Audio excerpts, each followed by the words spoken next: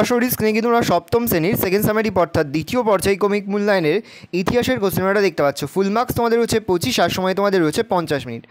একে দাগে রয়েছে সঠিক উত্তরটি বেছে নিয়ে লেখো। প্রশ্নের মান 1 করে 1 × 5 = 5। এখানে মোট 5টি প্রশ্ন দেওয়া রয়েছে, ভালো করে দেখে নাও। 2 দাগে রয়েছে শূন্যস্থান পূরণ করো। প্রশ্নের মান 1 করে 1 × 2 = 2। 3 দাগে রয়েছে সত্য অথবা মিথ্যা নির্ণয় করো। প্রশ্নের মান 1 করে 1 × 2 = 2। 4 দাগে রয়েছে ক বিভাগের সঙ্গে খ বিভাগ মিলিয়ে লেখো। প্রশ্নের মান 1 করে 1 × 4 = 4।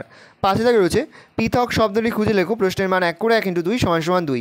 6 দাগে রয়েছে সংক্ষিপ্ত উত্তরধর্মী প্রশ্নের সঠিক উত্তর যে কোনো 10টি লেখো। প্রশ্নের মান 1 করে 1 × 10 = 10। দাগ হুলিয়া প্রথা কি? মোহাম্মদ বিন তুগলকের একটি সংস্কার উল্লেখ করো। আরবি ভাষায় ইলম কথার অর্থ কী? মুঘল শাসকদের কি বলা হতো? কাবুলিয়ত ও পাট্টা প্রথা বলতে কী বোঝো? সরকি আজমের ইংরেজি নাম কি?